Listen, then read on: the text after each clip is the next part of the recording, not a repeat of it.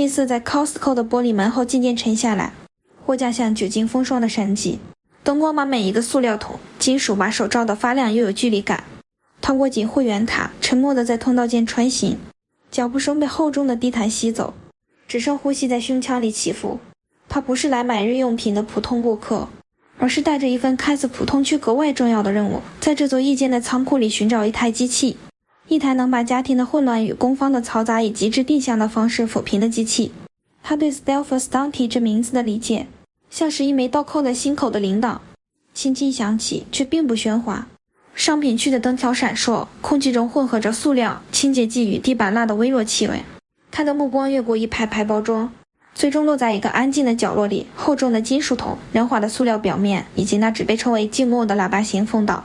12 gal 的桶容量在他眼中并不只是数字，而是一种可视的承诺，足够把一天的柴、车间的木屑、窗缝里渗进的潮气一并收纳进来，留给房间一个空旷的呼吸空间。我 Habe 的动力看似庞大，却以 Stelfus Dante 的命名被安排在一个低语的平衡点，不是为了震耳欲聋的力量，而是为了让动作变成一种温柔的、几乎不可察觉的清理。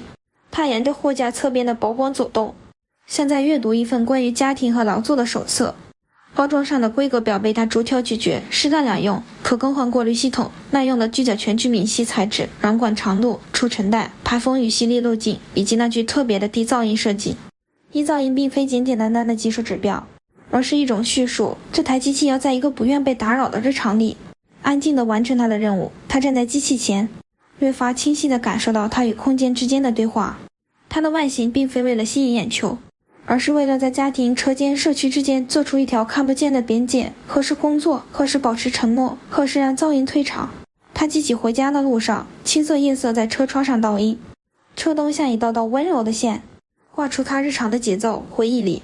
家里总有一段需要被清理的缝隙，地板上的木屑沿着角落汇聚，墙角的灰尘像落日的残影停留在缝隙里，潮湿的空气夹带着湿润的木屑气味。他知道这不是普通的清洁，而是一种修复日常的仪式。Stelfus Dante 在他的想象里并非只是一个工具，更像一个会说话的记忆谱，把过去的混乱整理成未来可控的秩序。他对他的第二次印象不是来自广告语，而是来自现场那一刻的触觉、重量感、手柄的角度、越网的取放感、软管与手腕的协调。他愿意相信声音可以被重新编排，轨迹可以被重新画出，气流也能成为安静的合奏。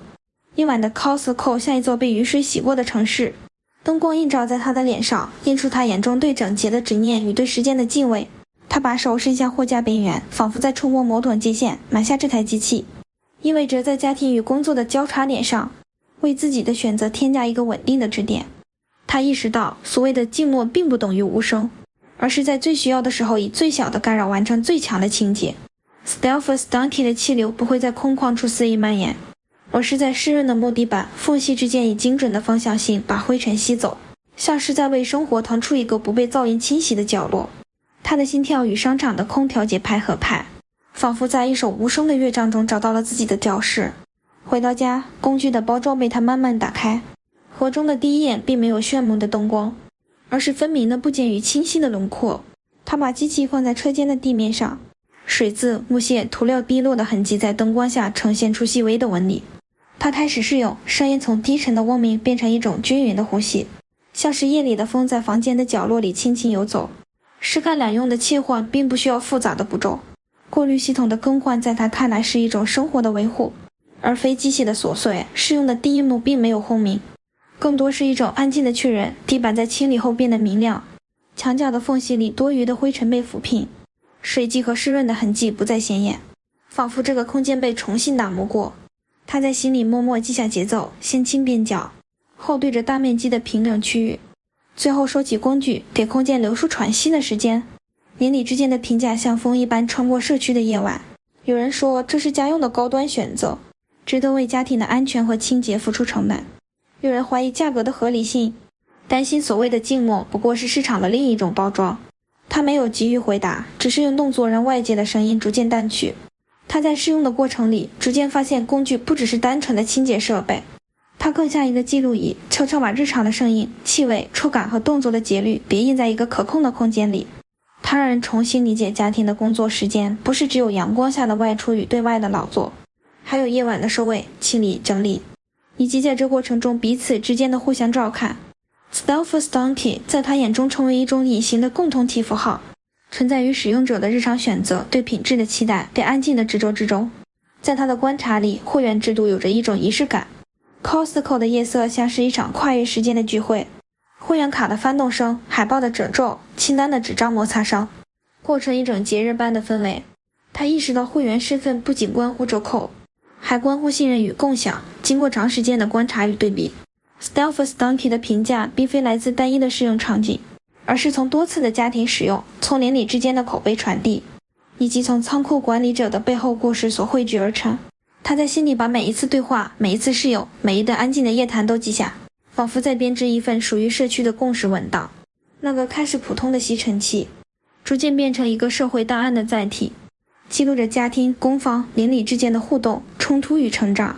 夜色渐深， Costco 门口的灯影像是一条未完的线，延伸到他的生活里。他想到这台机器的隐藏面，低噪音的背后是对风道设计与气流路径的精密雕削，简洁的外观背后是对长期维护与耗材成本的考量。看似便利的湿干两用，其实需要对水与湿气的管理有更深的理解。他在试用的同时，也开始思考他在家庭伦理中的位置。当工具成为提升自我效率的手段，是否会在某种程度上改变家庭成员之间的互动与期待？当噪音被设计成低声的对话，是否也会让人忽略了环境成本与资源消耗？这些问题像是夜空里缓慢移动的云影，时而遮蔽，时而透出光亮。他没有给出明确的答案，只是在心里为他们开辟出若干条可能的路径，让未来的选择更有尺度。一个关于秘密的传闻在他的观察里渐渐浮现，